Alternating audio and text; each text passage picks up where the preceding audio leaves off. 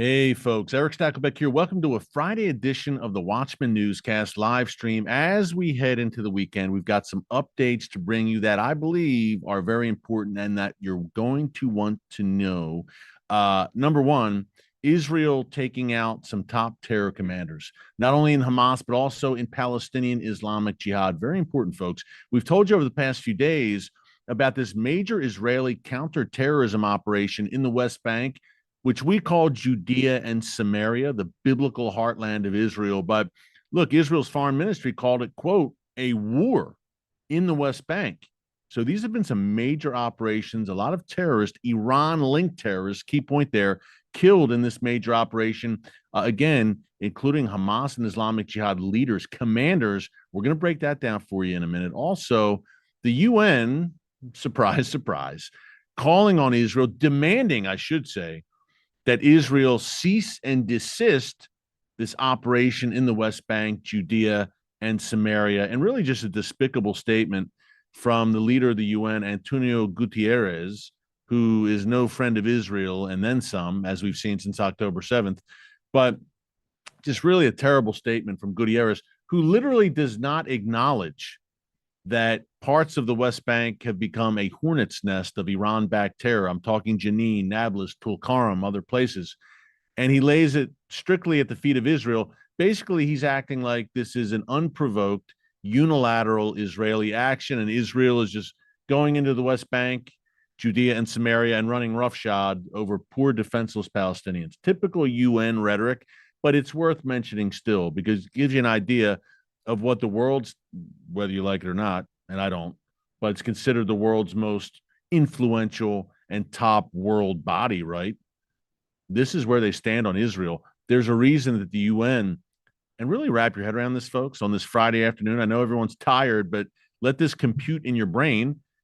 The UN has passed more resolutions against Israel, a tiny nation, the size of the state of New Jersey, a thriving democracy in a sea of tyranny in the heart of the Middle East. More resolutions against Israel than any other nation, including the former Soviet Union, including communist China, communist Cuba, totalitarian communist North Korea, Syria, Iran. The list goes on. More resolutions against Israel than all of those tyrannies combined. I bring you the UN. That's not only a lack of moral clarity, that is complete moral depravity. That is your United Nations. But we're going to talk about that a bit more. The takeout of these top terror leaders. And this is something that I'm loath to mention, but I have to mention it. Suicide bombings. And Hamas calling for a resumption of that. In specific, top Hamas leader Khaled Mashal. And it's desperation time for Hamas and Islamic Jihad in Gaza.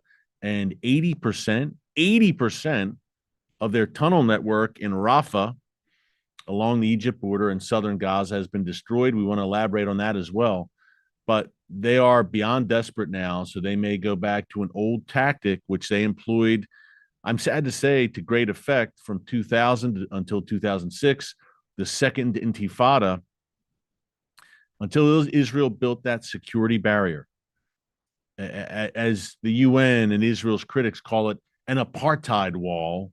No, it's a security barrier that basically stopped the suicide bombings. They slowed to a trickle by 2006, and they've been virtually non-existent since then, at least coming out of the West Bank, Judea and Samaria, and the eastern half of Jerusalem. But Khaled Mashal is saying we need to do it again. So we'll talk about that as well. A lot to unpack on this Friday. And hey, before we dig into it, remember to subscribe and click the notification bell here on the channel so you get alerts every time a new video is posted. Fast approaching 1 million subscribers for such a time as this. Glory to God. And we thank the Lord that the message is spreading. That's all we care about. We want more people to see it. The more people who subscribe, the better, because then the more people can get educated around the world. We've got viewers around the world here in the channel, and we're coming to you unapologetically from a biblical perspective, because we know that at the end of the day, We could talk about everything happening in the natural, the physical. This is a spiritual battle. And Hamas is a literal walking demonic manifestation of that spiritual battle. It's hard to believe, but October 7th was nearly 1 year ago. We are fast approaching the 1 year anniversary of the October 7th massacre, when I believe a prophetic threshold was crossed in a sense. And October 7th, I believe, we hear wars, rumors of war, birth pangs. Prophetically, I believe October 7th was a major birth pang that kicked off kind of a snowball effect here prophetically, and we're going to see more major prophetic events coming. But October 7th, again, there was almost a threshold crossed there, and the floodgates were open in a sense. Hard to believe that was almost 1 year ago. But here's where we are now. Nearly a year on, nearly 11 months on, we have, number one, as I mentioned a minute ago, some 80% of those Hamas tunnels in Rafah, which was the last bastion, right? The last stronghold. Israel conquered Gaza City, Khan Yunis, in pretty short order. The entire world wept and wailed and gnashed its teeth, begging Israel, imploring Israel to not enter Rafah. Now, why was it so important that Israel did enter Rafah? Because Rafah was Hamas's last stand along the Egyptian border where the Philadelphi Corridor is located. And that is the main corridor, the main highway through which Hamas is smuggling weapons and replenishing their stockpiles. That's why Prime Minister Benjamin Netanyahu is sticking to his guns and saying no ceasefire unless we control the Philadelphia Corridor. It's a non-starter if we don't. Because if we pull out of there and we don't control that vital corridor, then guess what? Hamas will rearm. Common sense, folks, in times where common sense is not so common. But if Israel did not go into Rafah, where would we be right now? If Israel agreed to a premature ceasefire, as the Biden-Harris administration was howling for, I mean, really back in March, for months, the European Union, the UN, France, Canada, all these nations weeping and wailing for a ceasefire when the job wasn't finished, when there were still active Hamas hornets' nests in Rafah in particular. Israel ignored the noise, thankfully, went in, did the job to the point where Defense Minister Yoav Gallant said just last week that Hamas's Rafah brigades have been defeated. And yet, we still have dozens of hostages in Hamas's clutches. Now, if Israel didn't go into Rafah, they wouldn't have saved not only the Muslim Bedouin hostage who they rescued earlier this week, that was amazing, but also a number of other hostages in that area, and the intelligence that Israel gleaned in Rafah as well, and the message that was sent, not only to Hamas, but Israel's enemies writ large, led by the Iranian regime. Hamas is part of that Iran axis, that when we go in, we're going to finish the job. We're not going to succumb to international pressure. We're going to finish it. They did it in Gaza. They're on the road to finishing things up. There's still work to be done. There's mopping up going on, and Israel's re-entering Gaza City, Khan Yunis, and carrying out operations there. Terrorists are still being killed. Bloodthirsty, vicious, savage Hamas terrorists, many of whom were involved in October 7th, the planning or the execution of it. But Israel has smashed Hamas. 17,000 Hamas fighters killed. That's a rough estimate, perhaps more. As I mentioned, 80% of the Rafah tunnel network has been neutralized, has collapsed in Rafah. And folks, that's important because, again, Rafah lies along the Egypt border, and it was a major thoroughfare for weapons, for rearmaments for Hamas. Israel's made incredible strides in Gaza to the point that Iran, in the next go-round with Israel, and we're hearing chatter once again that Iran may strike Israel directly soon. And we're seeing Hezbollah, at least last weekend, preparing to strike Israel until Hezbollah was completely embarrassed as Israel carried out a resounding preemptive strike. But what's the common thread you've noticed in all the activity over the past several months? You're not seeing the Gaza ring of the Ring of Fire ignite. You're still seeing some sporadic, occasional rocket fire out of Gaza, but it's exactly that, sporadic and infrequent. Whereas before, look, folks, if the Ring of Fire, if one of the rings on the Ring of Fire, and what is that Ring of Fire? It's an Iranian-backed terror apparatus that surrounds Israel on all sides, essentially. It's Hamas and Palestinian Islamic Jihad in Gaza. It's Hezbollah in southern Lebanon. It's the Houthis in Yemen. It's those Shia militias in Iraq and Syria. Before, Gaza was always a trusty ring, the most dependable ring in some ways, in terms of, look, when Iran wanted to harass Israel, it would simply poke Gaza and say, hey, do something. And then you'd have Hamas or Islamic Jihad launching, I don't know, 1,000 rockets in the span of 24 hours. And Israel going in, carrying out airstrikes. And this was the cycle. Now that's gone. Gaza was a thorn in Israel's side for years. Hamas, Islamic Jihad, persistent attacks, terror tunnels, rockets, missiles. Even, do you remember the terror kites and balloons that Hamas was sailing over the Gaza border into southern Israel, scorching thousands of acres of Israeli land in southern Israel? Yeah. Gaza brought nothing but misery to Israel, in particular the communities of southern Israel, until Israel smashed Hamas and Islamic Jihad. Pretty simple statement and very accurate. But here's the kicker. Iran can no longer rely on Gaza to be a ring in that ring of fire, to be a thorn in Israel's side. Iran has effectively lost Gaza. Why? Because Israel stuck to its guns. Again, it ignored the noise, it ignored the pressure campaign, and it continues to do so. We want to talk about those terror commanders who were taken out, folks. This is very significant. But I want to give you an overview real quick of where we are in Gaza, because we've been talking so much about Lebanon, about Iran, and rightfully so, Hezbollah, the Houthis. But look, Gaza, you could say it's winding down in a sense that Israel has smashed Hamas. Hamas still exists. There's still a few thousand fighters, no doubt. Still a threat.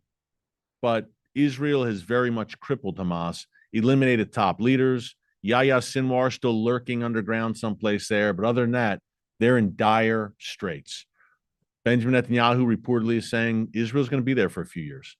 Not a large force, but Israel's going to have to be in Gaza for a few years. But I want to give you an update there on how it's going. And it's not going well for Hamas and Islamic Jihad, the two Gaza terror kingpins and Iranian proxies. But we want to talk about these commanders. We want to talk about the comments of Khaled Mashal. We want to talk a bit about the North. And speaking of which, look, I mentioned we're almost coming upon the 1-year anniversary of October 7th. Can you imagine? I remember where I was on that day. It's one of those days, right, historically. The 9/11 anniversary is coming up as well. I remember. October 7th anniversary. I remember. These are history-changing events. I don't say that lightly. 9/11 changed the face of history. Shall I count the ways? October 7th changed the face of history. That is not an overstatement. It changed the face not only of the Middle East, clearly, but I believe, again, it ushered in prophetic events that will affect all of us, no matter where we live. But I say all that to say, this is Israel's time of greatest distress as a nation, I believe, since 1948, when Israel was miraculously reborn as a nation. Greater even than 1967 and the run-up to the Six-Day War, yes.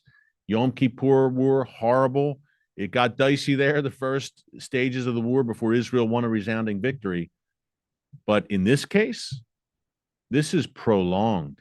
It's nearly a year. And while Gaza, Israel, again, is crippled Hamas, a larger war looms to the north. Folks, this is only the end of the beginning.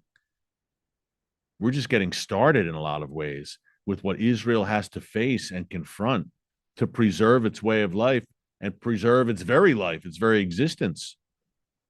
Thousands of Israelis remain evacuated out of the north, at least 80, perhaps as many as 100,000. Thousands of Israelis remain evacuated in the south. It's been almost a year. Israel could use a few good friends right now. And people ask me all the time here in the comments, how can I help? Well, Magen David Adom is a good place to start. They are the sponsor for today's live stream. They are our good friends. We are proud to partner with them here on the Watchman channel. And who is Magen David Adom? And by the way, check them out at savelivesisrael.com. That's savelivesisrael.com. Well, they are Israel's emergency medical system. This is it. They are the first responders on the ground. I'm in Israel frequently, folks. I can tell you Magen David Adom ambulances are everywhere. Here's some numbers here. Israel's emergency medical system, 35,000 paramedics, EMTs, and first responders. Magen David Adom answers every emergency medical call in Israel, every one. And they dispatch every single ambulance in the nation of Israel. There's a terror attack. Magen David Adom is the first one there. They're responding to it. Rocket attack in the north and the south, Magen David Adom. They're everywhere. And it's a largely volunteer force. And some 30 paramedics and EMTs working with Magen David Adom, working for them, have lost their lives since October 7th. Again, a largely volunteer force. They control also, they maintain Israel's blood supply, which obviously since October 7th, that's become crucial as well. Basically, Magen David Adom is at the tip of the spear when it comes to defending the nation of Israel and defending and helping the needy of Israel, those who are attacked in Israel. I hesitate to say the word victim because the people of Israel are anything but victims. We've seen acts of heroism and bravery and courage so often since not only October 7th, but since 1948. But at the forefront of those heroes are the brave volunteers of Magen David Adom. Again, these are Israel's emergency medical service. It's the responders. They are on the front line, quite literally. You want to fill that biblical mandate, fulfill that biblical mandate to bless Israel? Genesis 12:3. Well, Magen David Adom is a perfect place to start. Again, savelivesisrael.com. Savelivesisrael.com. I don't endorse or partner with an organization unless I know they're doing God's work and they're really tangibly making a difference. Magen David Adom is doing that and so much more. Check them out and lend them your support. savelivesisrael.com. Let's talk about these terror commanders who were taken out. Number one in Hamas and number two in Palestinian Islamic Jihad. The IDF, and remember, we talked about this earlier, but the IDF is in the midst of this major operation in the West Bank, Judea and Samaria, the biblical heartland of Israel. Jenin has been, sadly, a terror hub for over 20 years. Jenin, Nablus, Tulkarm are three cities where the IDF is really focused right now. And a key point here where Iran is trying to sink its claws and open a new front. More on that in a minute. But his name was Wassem Hazem. It rhymes. The head of Hamas in Jenin. He was killed in his vehicle. I'm just reading here from Jerusalem Post, eyewitness report. His role in Hamas involved carrying out and directing shooting and bombing attacks, along with advancing terrorist activities. Again, he was the head of Hamas in Jenin in the West Bank, killed today, August 30th, in a joint operation of the Israel Defense Forces and Israeli Border Police and counterterrorism forces. This is the northern Samaria area. He was killed in his vehicle after an exchange of fire during this joint operation, and he was in charge of many attacks, according to Israel. And he, quote, according to the Israel Defense Forces, continuously advanced terrorist activities in the Judea and Samaria area. Other than that, he was a great guy. But in all seriousness, he's a not so dearly departed terror master. Just yet again, another in a long procession of Hamas and Hezbollah terror commanders that Israel has taken out since October 7th. And what was found in Wassem Hazem's vehicle, the IDF, by the way, killed the two passengers in his car, also Hamas terrorists, his co-passengers. And inside the vehicle, they found M16s, rifles, handguns, cartridges, explosives, gas grenades, and thousands of shekels worth of terrorist funds. All just a coincidence, I suppose. That's what the UN would tell you, right? The UN would say, how dare you to Israel? Israel today just saved Israeli lives and quite possibly Palestinian and Arab lives by eliminating this notorious terrorist. Secondly, I mentioned Palestinian Islamic Jihad. That's one down from Hamas. Palestinian Islamic Jihad, a commander they eliminated in a gun battle at a mosque in the West Bank. And again, the UN would howl, oh, how dare you, a mosque? Listen, folks, Hamas, Islamic Jihad are using mosques as headquarters to store weapons. We've seen how they've used schools and playgrounds and kindergartens and civilian homes. Well, it should be no surprise, sadly, that they're using mosques as well. And Israeli troops killed this local commander, Mohammed Jabber, known as Abu Shuja, his surname, the head of a network of fighters in the West Bank. It was in a mosque in the city of Tulkarm, in which 4 other Islamic Jihad fighters were also killed. And the Tulkarm division of Islamic Jihad confirmed his death. And again, he was a commander. He was killed near the Abu Ubaidah Mosque. So look, Israel's not only just making massive headway in Gaza in eliminating these Hamas and Islamic Jihad commanders, but the West Bank, Judea, Samaria, the biblical heartland, folks, this front is open. I mentioned earlier that Israel Katz, who's the foreign minister of Israel, and yes, his name is Israel, he said, look, it's a war. And Israel's actually talking about moving around some of the population in some of these cities in the West Bank to get them out of the way, as they did in Gaza. We don't want to kill civilians, Israel's saying. Let's clear you out. Let's do the job, eliminate the terrorists who want to use civilians as human shields and civilian areas like mosques, playgrounds, etc., schools. We don't want to kill civilians, Israel says. We want to kill the terrorists who want to kill us and who are killing civilians because they're using them as human shields and commandeering their homes. So Israel's saying perhaps we have to clear out some neighborhoods and then you will return to the neighborhood after the terrorists are eliminated. That's where we're at in the West Bank. And folks, look, we've talked, and Israel's leaders, about 7 fronts in this war since October 7th. Obviously Gaza, obviously Lebanon with Hezbollah, Syria and Iraq with the militias, Yemen with the Houthis, Iran itself, that's number 6, and then the West Bank, Judea and Samaria. Now, this becomes much more crucial for Iran right now. We mentioned a few minutes ago, the Gaza option is not a good option for Iran anymore. That ring has been lost off of the ring of fire. Iran needs a new Palestinian front.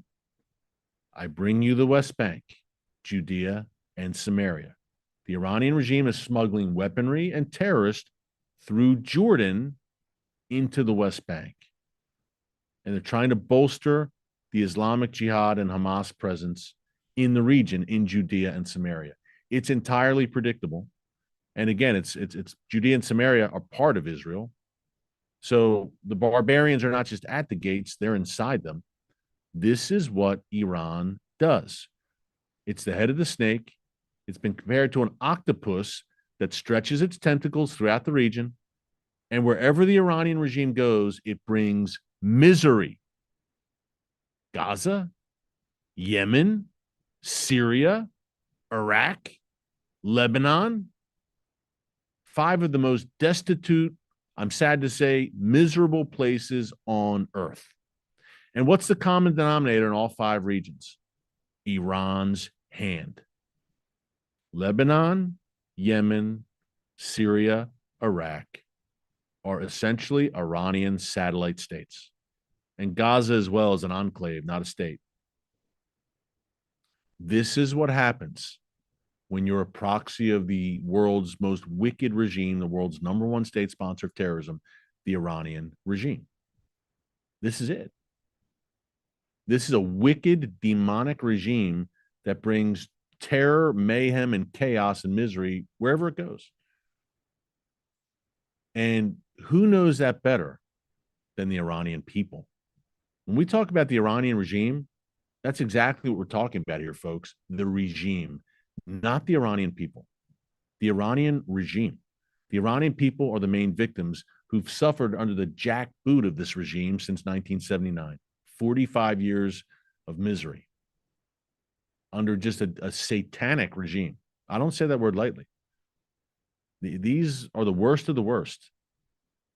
Ayatollah Khamenei and his minions, the Islamic Revolutionary Guards Corps, and the Iranian people, you know what to encourage you? Now, I was talking to some Iranian friends just the other day. I was spending time with some Iranian Christian friends. A reminder here before you say, Stakelbeck, it's Friday. We're in the States. We're going into Labor Day weekend. Man, give me something good. God sits on the throne through it all. That's the best point about it. But here's something else good for you to show you how God's moving in the most unlikely places. Iran is home to the world's fastest growing church. Yes, Christianity is growing in Iran against all odds, largely underground. Despite tremendous persecution and relentless persecution, the church in Iran is growing. Amazing. You can't stop the gospel. China, North Korea, Iran, anywhere where followers of Jesus are being persecuted, you can't stop the gospel. It reminds me of Egypt when Pharaoh was wiping out the Israeli babies, yet the Israeli population, the Israelites, continue to grow in numbers and expand because only God. So pray for the Iranian church and be encouraged by that in the darkest places, there's light in the darkness. Be encouraged. Another thing to encourage you, did you see this discovery? Now, if you watch us on a regular basis, you know that we are big fans of biblical history and archaeology. On my show, The Watchman, we highlighted this all the time in my trips to Israel, and we continue to highlight it on my brand new show, Stakelbeck Tonight. Now, reminder, if you love the YouTube channel, you will love our nightly show. We just launched in late March, folks. Nightly, every weeknight, Monday through Friday. People ask for maps and graphics, all the bells and whistles. A little different on YouTube when you're doing a live stream off from a laptop. Our nightly program on TBN's got it all. It's an amazing show. Hey, you're not here for the bells and whistles. You're here for the content, I know. But it's a just beautifully produced, great show we're doing every night. Stakelbeck Tonight on TBN, 7:30 p.m. Eastern Time, every weeknight, Monday through Friday on TBN, with a re-air every weeknight, 10:30 p.m. On TBN. Stakelbeck Tonight. Check it out. And believe it or not, as if we aren't busy enough, God's keeping us busy. We've got a second YouTube channel here at Stakelbeck Tonight. That's at Stakelbeck Tonight. If you miss any of the clips from the show, you can check it out on our YouTube channel. Subscribe there as well, at Stakelbeck Tonight. Big focus on prophecy on the show for good reason, for such a time as this. But tonight, we discuss this amazing archaeological discovery. Did you see this, folks?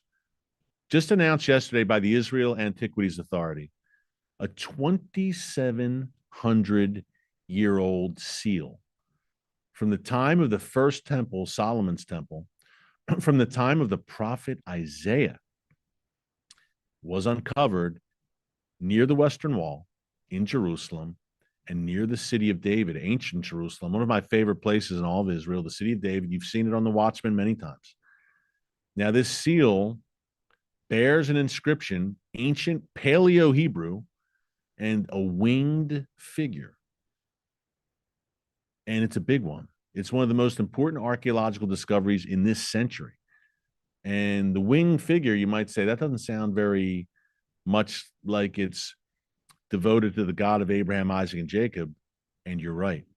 It shows the serious.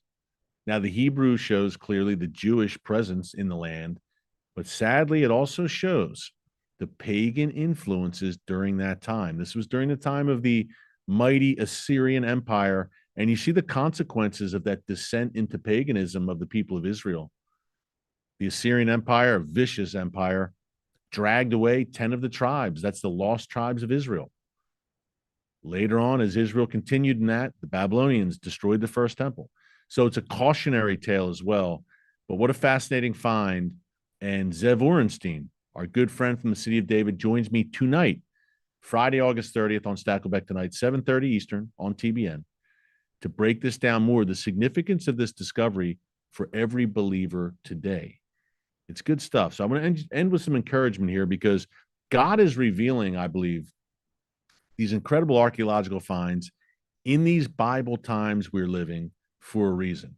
And you might say, and a lot of our commenters say, I don't need an archaeological discovery or a pile of rocks or a seal to affirm my faith in the Lord. Amen. But some people do. And some people need to be, and I've met people like this, and you may have too in your walk. You meet people just, they know the Lord, they're on fire, it's a heart thing. Some people say, I need to be intellectually convinced. Doubting Thomases, in a sense, right? But in all seriousness, they want to see tangible. I need to see it with my own two eyes. Okay. And then they come to the Lord. Hey, everyone has a different path, right, to the Lord. However they get there, however they come to Jesus, it's all good. God takes everyone on different paths. Well, for some, the archaeology is huge. I've spoken to archaeologists and scientists and professors who say, man, once I saw the physical evidence of what the Bible said, held it in my hand, that made all the difference. So do not underestimate the power of these discoveries for many people. And I believe at the end of the day, when you have the truth of God's word, the truth of the Bible, combined with irrefutable scientific and archaeological evidence, you've got an unbeatable combination. So check out the show tonight on TBN, 7:30 p.m. Eastern Time. Have a great weekend. And if anything happens this weekend, we're coming to you live. So keep it right here. Be sure to subscribe so you get those alerts. God bless you. Have a great weekend. And remember, never hold your peace. Hey everyone, thanks for checking out the Watchman Newscast. Make sure you hit the subscribe button so you never miss an upload, and tap the bell icon so you're notified every time a new video is posted. And don't forget to share your thoughts, insights, and comments below. Thanks for watching. We'll see you back here tomorrow.